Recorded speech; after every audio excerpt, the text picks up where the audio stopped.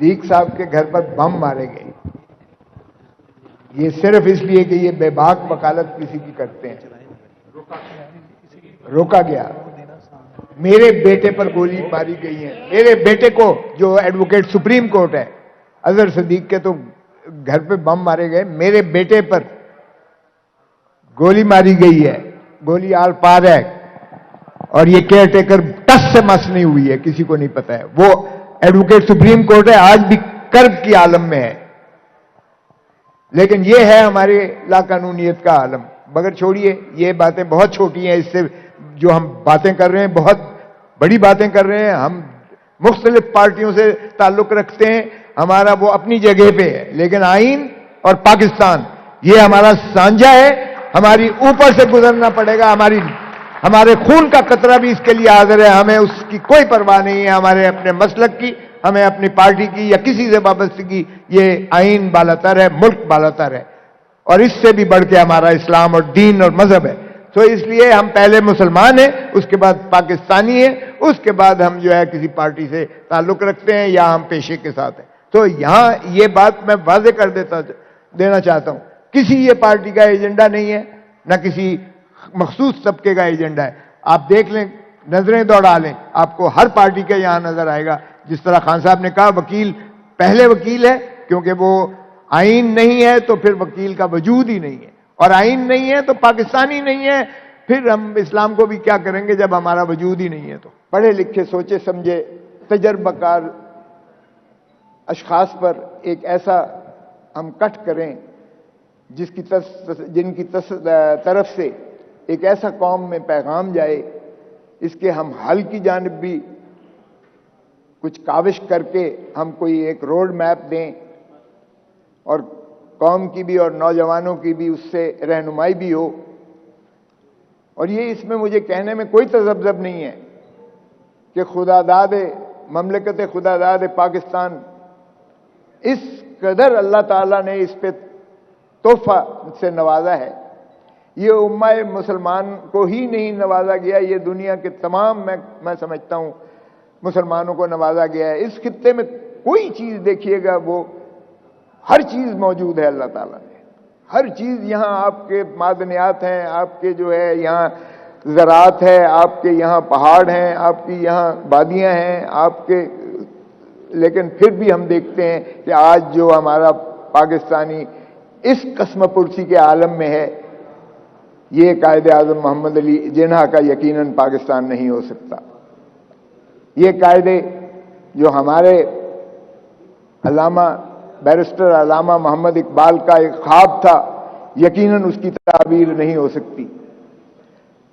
اور جو قائد اعظم محمد علی جناح نے بھی جو ایک فلاحی مملکت کا تصور دیا تھا، یہ اس کا پاکستان نہیں ہو سکتا۔ تو ہماری فالٹ لائن کہاں ہے؟ کیا ہوا آج؟ کس چیز کو ہمیں ادراک کرنا جو ہے لازم ہے اور ضروری ہے۔ سو ان تمام معاملات پر ہم نے آپ دوستوں کو یہ جو ہم نے لکھا ہے کہ 50 senior intellectuals and senior lawyers of the country, اس سے قطعاً یہ مقصود نہیں ہے کہ یہی 50 صرف جو ہے senior intellectuals and cream of the society ہے۔ یقیناً ہمارے سارے جتنے وکلاء ہیں، جتنے صحافی ہیں، جتنے لکھاری ہیں، جتنے ہمارے دوسرے سیگمنٹس آف سوسائٹی ہیں، وہ اتنے ہی ہم سے زیادہ شاید محب وطن بھی ہیں، وہ کمپیٹنٹ بھی ہیں، وہ متبر بھی ہیں، وہ یقیناً رکھتے ہیں، لیکن چونکہ مقصود ہمارا یہ تھا کہ ایک ابتدا اور شروعات کی جائیں، باقی طبقے بھی یقیناً اپنے تئیں وہ بھی اتنا ہی دکھ درد رکھتے ہیں، اور وہ اس کا فالو اپ کرتے رہیں گے۔ ہم اس کو بھی یقیناً اس میں اگر وہ ہمیں کہیں گے تو ہم اپنی معاونت ہو سکے گی اس میں ہم دیتے رہیں گے اور دیتے چلے جائیں گے۔ تو اس سے یہ بالکل نہ سمجھا جائے باہر کیف، یہ ایک شروعات ہے۔ میں سمجھتا ہوں اللہ تعالیٰ آج کے اس جو ہمارا کٹ ہے، اس سے ایک اچھی ہم سمجھتے ہیں شروعات ہوئی ہیں، اس کا ایک خوشبو جو ہے وہ سارے پاکستان میں پھیلے گی۔ اس کے ہم آس اور امید اور ہم جو ہے بالکل آپٹمسٹ ہو کر ہم یقیناً سمجھتے ہیں کہ ہمارے اندر کیپیسٹی ہے، ہمارے ملک کے اندر کیپبلٹی ہے، ہمارے سارے اداروں کے اندر اپنا جذبہ ہے، اور حب الوطنی میں کوئی کسی سے کم نہیں ہے۔ سو مجھے یہ کہنے میں بھی کوئی تساہل نہیں ہے، کوئی یہ تردد نہیں ہے کہ ہم سارا پاکستان جو ہے بلا کسی اس سے دل میں درد رکھتا ہے، ہر ایک پاکستان کی ترقی چاہتا ہے، ہر ایک پاکستان کو ان عظمتوں پر دیکھنا چاہتا ہے۔ ہم نے آج فالٹ لائن کا تھوڑا سا احاطہ کرنا ہے، اور انشاءاللہ ہم اس اچھے امید سے کہ اس کی شروعات سے ہمارا پاکستان میں ایک اچھی نہج آئے گی، اداروں کا تکرار میں ہم کمی کر سکیں گے، اور ہم جو ہے آئین کی بالادستی اور عدلیہ کی آزادی، اس پر ہم سمجھتے ہیں کہ پاکستان کی مضبوطی مربوط ہے، اور اس پر ہم سمجھتے ہیں کہ اسی پر عمل کرنے سے، فالو اپ کرنے سے ہی انشاءاللہ پاکستان ترقی کرے گا۔ میں آج کے اس کانفرنس کو اوپن کرتا ہوں، اور اب جو ہے ہم اس طرح کا اس کا فارمیٹ کریں گے کہ ہم ایک رائٹ سائڈ سے لیں گے، ایک لیفٹ سائڈ سے لیں گے، اور جو مقرر بولنا چاہیں گے ان کو بھی جو ہے یہ بالکل حق حاصل ہوگا۔ پہلے ہم شروعات کرتے ہیں کہ جی وہ کھلا ہے، سارے کھلا ہے، تو اس لیے لیفٹ سائڈ سے ایک اور رائٹ سائڈ سے، تاکہ کوئی ہمارے بھی ڈسکریمنیشن اس میں تصور نہ کیا جائے۔ تو بہت مہربانی، thank you very much. I declare this conference open.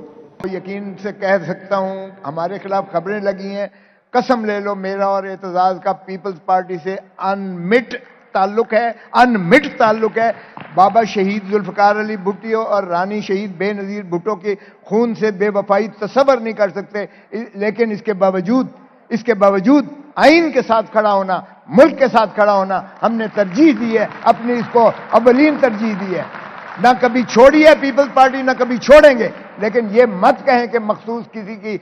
ایما پر یا کوئی ایسا کر رہے ہیں۔ میری خبریں لگی ہیں، میں تردید کرتا ہوں، نہ میں عمران خان سے ملا ہوں، نہ میں نے عمران خان سے آج تک بات کی ہے، لیکن خبریں ایسی لگ رہی ہیں جیسے میں بیٹے کو ٹکٹ ہے، نہ میں نے بیٹے کو ٹکٹ دلائی ہے۔ سو خدا را یہ ہمارے اوپر اس قسم کی باتیں، میں اس میڈیا والے کو بھی